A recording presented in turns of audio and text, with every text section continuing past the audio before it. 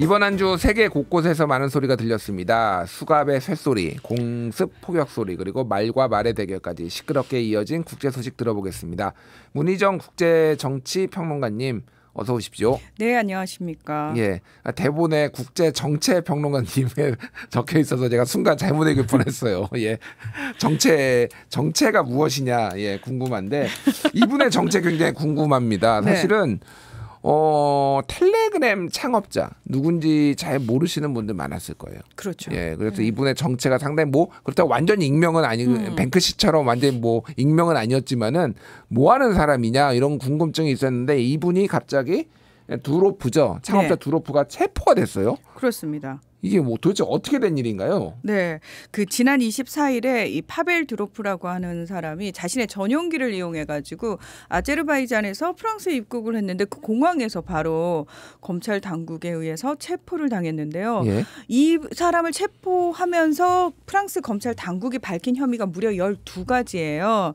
그런데 아동 음란물, 돈 세탁, 마약 밀매 등 각종 불법 콘텐츠가 텔레그램에 무분별하게 유포되는 것을 방치한 혐의. 그리고 불법 콘텐츠를 퍼뜨리는 사람들을 돕는 데 공모한 혐의. 그러니까 한마디로 말해서 텔레그램 안에서 그렇게 수많은 그 범죄들이 일어나고 있는데 너가 그 플랫폼 소유자로서 제대로 그 규제를 못한 거 아니냐. 예. 거기에 대한 책임을 묻겠다는 건데 사실은 이렇게 써놓고 그동안 텔레그램이 늘 각국 정부로부터 아니 우리 수사사항 필요하니까 텔레그램 정보를 좀 내놓으시죠라고 했을 때 전혀 응하지 않았거든요. 예. 다 거부했단 말이죠.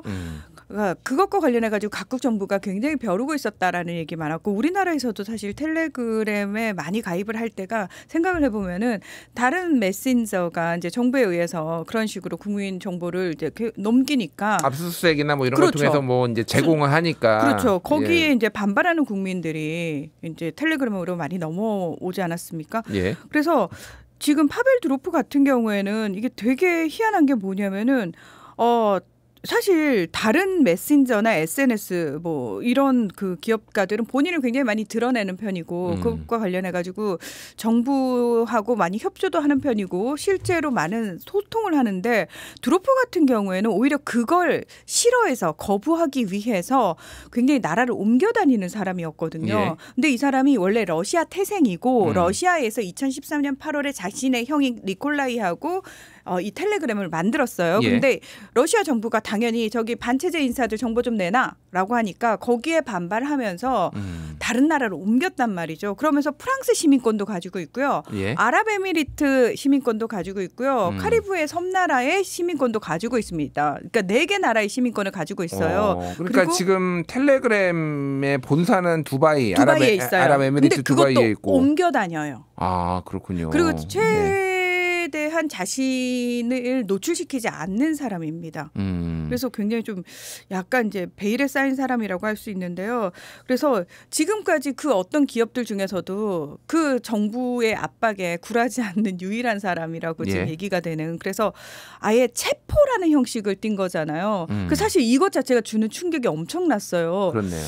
그래서 그것도 프랑스라는 나라에서 했단 말이죠. 예를 들면 독재 국가에서 그렇게 했다 그러면은 원래 독재 국가들은 저렇게 하니까 라고 이해가 되지만 지금 프랑스라는 나라에서 프랑스 시민권자를 이런 식으로 공항에서 체포를 한 것에 대해서 과연 이렇게까지 강제적 조치를 한 것이 적절한가? 를 둘러싸고 굉장한 논란이 지금 많이 벌어지고 있고요. 이거 결국 텔레그램 앞으로 정부 요구에 순순히 응해라 길들이게 하겠다는 의도 아니냐 이런 얘기들 굉장히 많이 나오고 있는 상황이죠. 그렇군요.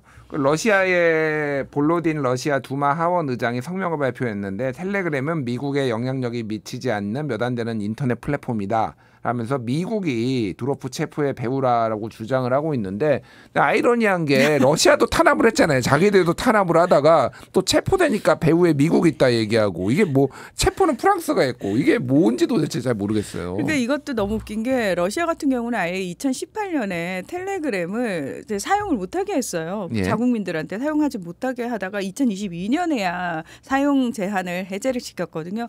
그러면서 이제 나온 얘기가 우크라이나 전쟁을 시작하면서 정작 러시아 정부라든지 러시아 군조차도 이 텔레그램을 이용을 한다는 거예요. 왜?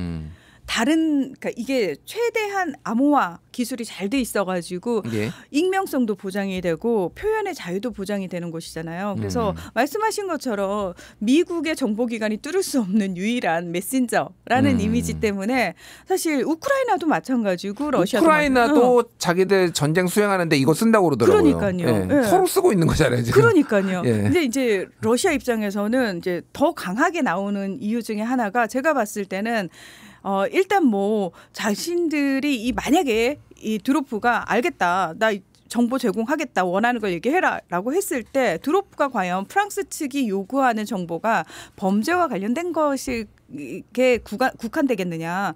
러시아와 관련된 얘기일 가능성이 크기 때문에 그것과 관련돼서 미리 이제 조금 우려를 하는 부분도 있고. 아무래도 러시아 출신이다 보니까 여러 정보가 또 더 나갈 수 있다 이렇게 보는 건가요? 그렇죠. 그리고 이제 제가 봤을 때는 러시아 측에서는 계속해서 이거 정치적 결정 아니냐라는 식으로 얘기를 하고 있지만 러시아 입장에서는 또 오히려 자신들이 더 정치화시키고 있는 부분이 뭐냐면은 너 아무리 4개 나라의 시민권을 한꺼번에 가지고 있어도 서방 국가들 입장에서 보면 너는 그냥 러시아인일 뿐이야. 그러니까 러시아 탄압에 한 방책으로 너를 체포한 거야라는 식으로 지금 러시아가 이야기를 하고 있고요.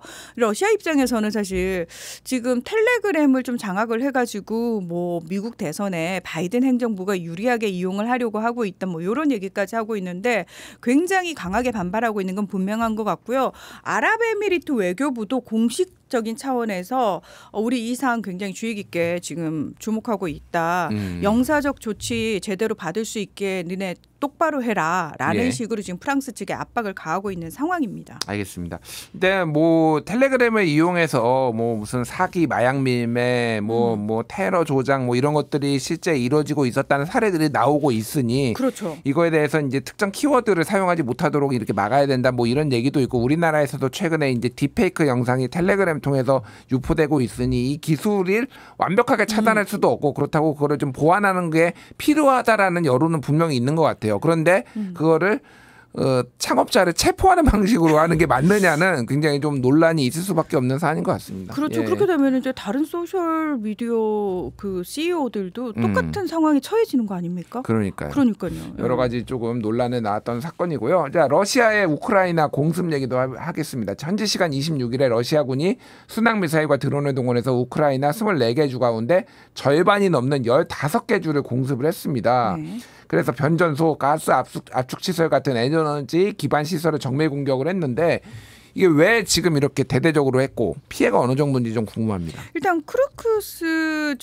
크루스크주를 러시아 본토를 우크라이나가 지난 6일부터 계속해서 공습을 하고 있고 지금까지 100개 마을을 장악을 했다고 그래요. 그러면서 뭐 거의 1,300제곱킬로미터까지 우리가 장악을 해서 들어갔다라고 우크라이나 측에서 밝히고 있거든요. 러시아 본토로. 그렇습니다. 그래서 이제 러시아 측에서는 알았다.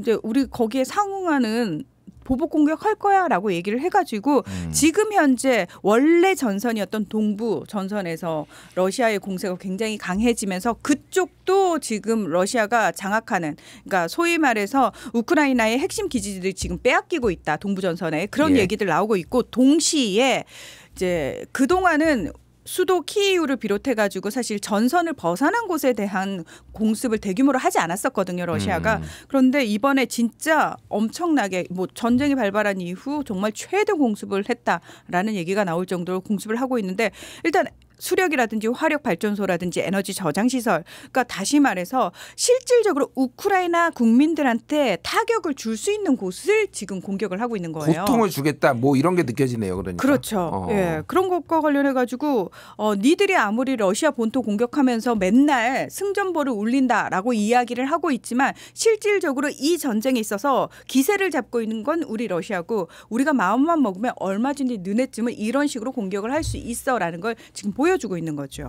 그렇군요. 젤렌스키 대통령은 그런데 다음 달 전쟁을 끝낼 방안을 미국에 제시했다. 뭐 이런 언론 보도도 있어요. 지금 전황이 그렇게 좋은 것 같지는 않은데 이게 무슨 의미인가요?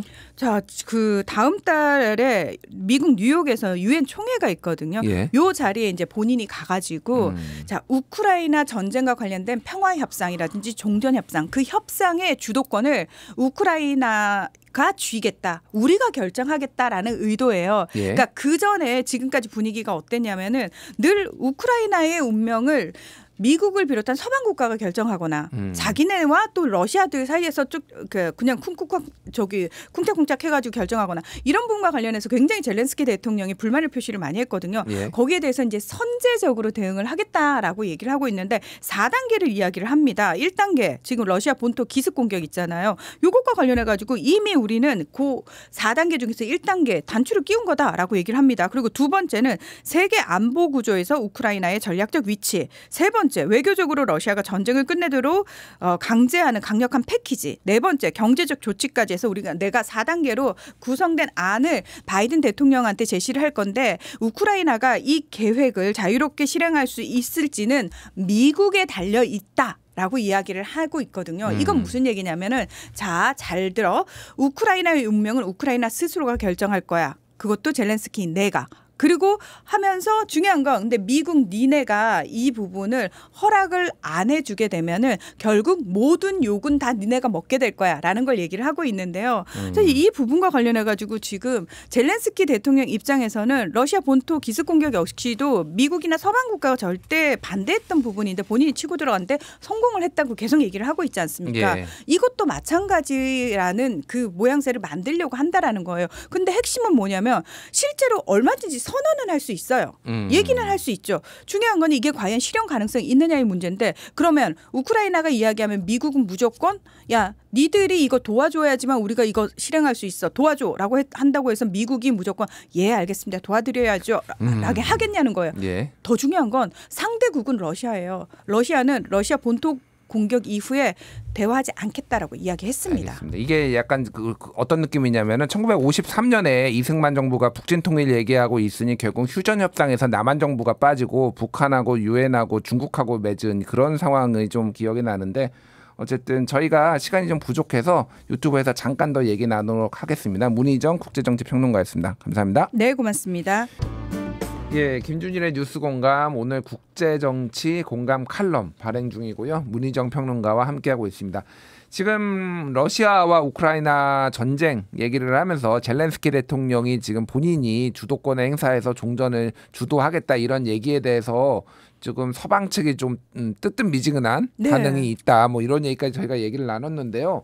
지금 젤렌스키 대통령 상황이 좀 궁금해요. 그러니까 젤렌스키 대통령이 초반에는 전 국민의 지지도 받고 서방으로부터 전폭적인 지지도 받았는데 이게 전쟁이 길어지는 것도 있었고 그 핵심 그룹들 뭐 국방부 장관이라든지 이런 사람들이 좀 스캔들 막 이런 것도 벌어지면서 여러모로 조금 변화가 좀 있는 것 같습니다. 그 부패 척결을 서방 국가가 원한다는 그러니까 서방인 국가의 지원을 받으려면은 일단 우리 내부의 부패가 좀 청산돼야 돼라는 명분으로 사실은 본인의 라이벌 정치적 라이벌이 될 수 있는 사람들을 굉장히 많이 숙청을 했단 말이죠.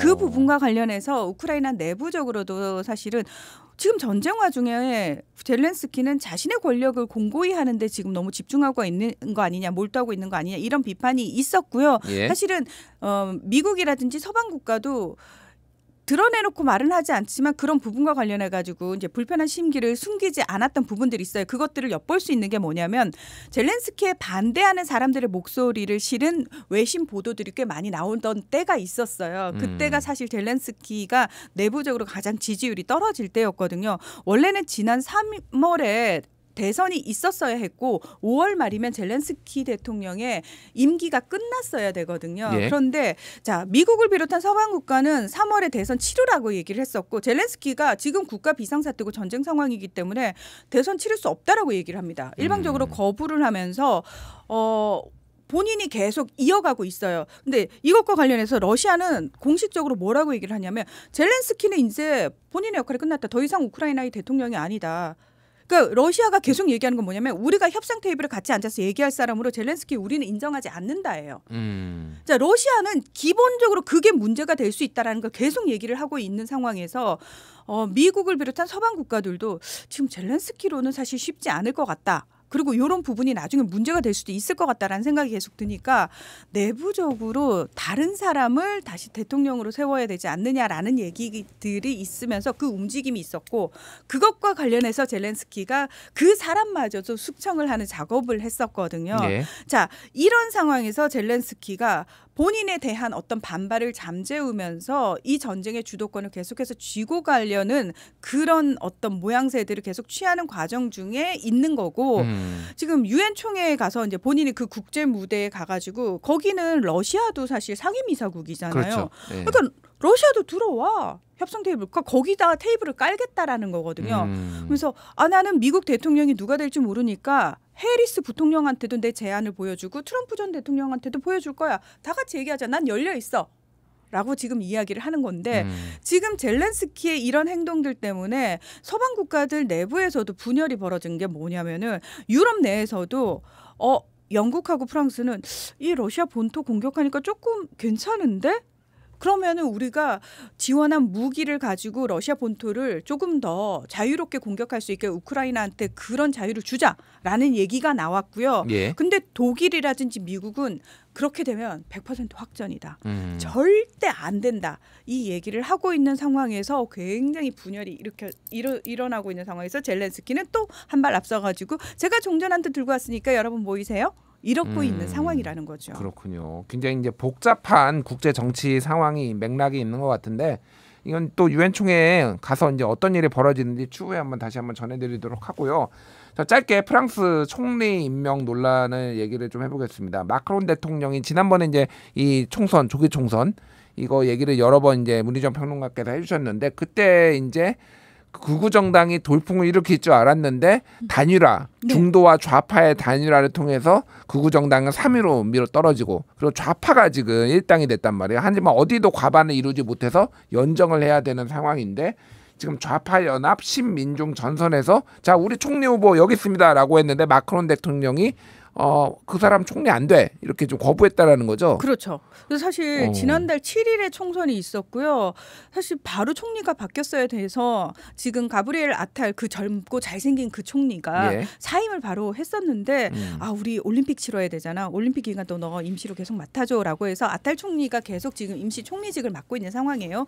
자, 제 1당이 된 좌파 연합 입장에서는 우리 쪽에서 이제 총리 후보 냈으니까 이 사람 지명해줘라고 하니까 마크롱 대통령이 노를 한 거예요. 마크롱 대통령의 속내는 뭐였냐면은 이 좌파 연합 안에 굴복하지 않는 프랑스라고 하는 극좌 쪽이 있고 공산당, 사회당, 녹색당이 그러니까 4개 당이 연합을 이루고 있는 거예요. 그래서 마크롱 대통령은 그 좌파 연합 중에서도 굴복하지 않는 프랑스, 그러니까 정말 극좌 쪽을 착 빼놓고 나머지 3 정당을 모아가지고 나랑 합칠래? 라는 식으로 이제 한 거예요. 그리고 또 우파 쪽도 있을 거 아닙니까? 그러니까 우파 쪽에 가서도 나랑 좀 힘을 합쳐볼래?라고 하면서 양 극단을 좀 견제하면서 연립정부를 폭넓게 구성을 하려는 속셈이 있었는데 문제는 뭐냐면은 이 좌파 연합에서 마크롱 대통령이 좌파 내 균열을 일으키는 것에 대한 반발로 오히려 굉장히 뭉치기를 해버렸다라는 거죠. 그래서 지금 마크롱 대통령은 총리 임명 안 하는 이유로 이렇게 얘기를 해요. 아니 내가 니들이 제시한 총리를 해봤자 저 극우 정당 있잖아. 국민전선 쟤들이 반대를 해버리면은 내가 불심임을 해버리면 전국이 얼마나 불안정해지겠니. 그러니 아예 그러니까 내가 불신임이 안 될 법한 사람으로 총리로 세우자. 그래서 뭐 사회당이라든지 공화당 비교적 좀 중도 쪽에 가까운 사람으로 세우게 되면은 마크롱이 조금 더 연합을 할 수 있는 그런 상황이 좀 쉽게 펼쳐질 걸 이제 계산에 두고 지금 그 얘기를 하고 있는데 자 이렇게 되면 어떤 상황하고 비슷한 거냐면 미국 공화당이 처음에 강경파, 그러니까 트럼프를 추종하는 강경파가 소수였거든요. 근데 하원에서 하원 다수당이 됐지만 한 12석 정도밖에 앞서지 않은 상황에서 공화당 내에서 단합이 잘 안 되는 이유가 그 강경파 소수의 강경파들이 자꾸 딴지를 거는 거예요. 그러다 보니까 결국 미국 공화당의 핵심 키를 누가 쥐게 됐냐면 그 소수의 강경파들이 쥐게 됐습니다. 그래서 결국은 하원 의장도 거기서 나오게 된 거거든요. 그거하고 지금 똑같은 상황이 돼버렸어요. 제1당이 그 좌파 연합 182석이고 그다음에 그 지금 마크롱 대통령과 포함해서 여당 연합이 168석이고 극우가 143석이거든요. 사실 의석수에서는 3당밖에 되지 않는데 정작 국민전선 얘들이 캐스팅 보트를 주게 됐다. 그런 상황이 돼버린 예, 거예요. 예. 그러니까 어떤 비판이 나오냐면 아니 왜 민심은 좌파 연합을 일당으로 선택을 했는데 마크롱은 정작 그들과 정치를 하지 않고 극우와 손을 잡았느냐. 마크롱이 극우와 손을 잡은 형국이 돼버린 거예요. 예. 그래서 거기에 대한 민심 배반이다라는 얘기가 나오고 있는 거고 여기에 대해서 대통령 탄핵하겠다 어쩌겠다 이런 얘기 나오고 있는데 사실 대통령 탄핵은 거의 불가능하다고 보시면 돼요. 왜냐하면은 상하원 양쪽에서 어느 한 곳에서 자 우리 탄핵을 위한 재판소를 구성합시다라는 얘기를 해야 되고 그래요 재판소 탄핵 재판소 구성에 찬성합니다가 제적의원 3분의 2가 찬성을 해야지 가능해요. 그래서 그렇게 돼서 설사 탄핵 재판소가 구성이 됐다 하더라도 상하원 900명이 넘는 의원들의 3분의 2가 찬성을 해야지만 이해관계가 다 다른데 게다가. 그럼요. 찬성을 예. 해야지만 탄핵이 되는 거기 때문에 프랑스 제5공화국 이후에 1958년 이후로 대통령이 탄핵된 경우가 없습니다. 그래서 대통령 탄핵은 사실 거의 불가능한 상황에서 지금 마크롱이 고집을 꺾지 않고 극우 정당이 계속해서 목소리를 높이는 상황에서는 이 불안정한 상황이 계속 지속될 수밖에 없는 상황이 될 겁니다. 근데 얘기를 듣다 보니까 굉장히 우리나라 정치하고 좀 유사점들이 보이네요. 예를 들면은 우리나라에서도 지금 민주당 야당이 대승을 했는데 그게 국정 방향이 바뀌지 않는다라고 해서 총선 민의를 받아들이지 않는다라는 비판이 막 나오고 여기도 마찬가지고 네. 그리고 이제 탄핵 얘기까지 막 나오고 뭐 그렇죠. 여기도 마찬가지고 대통령이 마크롱 대통령이나 윤석열 대통령도 뭐 좋은 말로 하면 뚝심 뭐 조금 이제 안 좋은 말로 하면 고집을 너무 부려가지고 이게 일이 지금 다 어그러지고 있고 그렇죠. 또 이제 강경파들 보수 강경파들 이쪽에서는 뭐 뉴라이트가 됐든 뭐가 됐든 이쪽 강경파가 우리나라에선 득세를 하고 있고 저쪽에서는 이제 극우가 그렇죠. 오히려 힘을 받고 있고 약간 모양새가 굉장히 좀 비슷한 것 같아요. 네, 그래서 그 지금 여론의 4분의 3은 사실 마크롱주의라고 표현을 하는데 마크롱 대통령이 국정 운영에 반대하고 있거든요. 그것도 비슷하네요. 우리나라도 한 대통령 국정 수행 지지율이 한 25에서 30 요 정도 그러니까요. 나오니까 대략 뭐 그 네. 정도 나오는 것 같아요. 예. 그렇습니다. 그래서 지금 이 마크롱 대통령이 고집을 꺾지 않는 이상은 이 불안정한 상황이 계속 지속될 수밖에 없고 오히려 극우의 목소리를 키우는 꼴이 될 것이다. 알겠습니다. 네. 프랑스가 어떻게 되는지도 되게 좀 흥미진진하네요. 우리나라의 네. 반면 교사가 될 수 있을지 한번 지켜보도록 하겠습니다. 자, 지금까지 공간 칼럼 공방 섹션 국제편 마무리하겠습니다. 문희정 평론가님 수고하셨습니다. 네, 고맙습니다.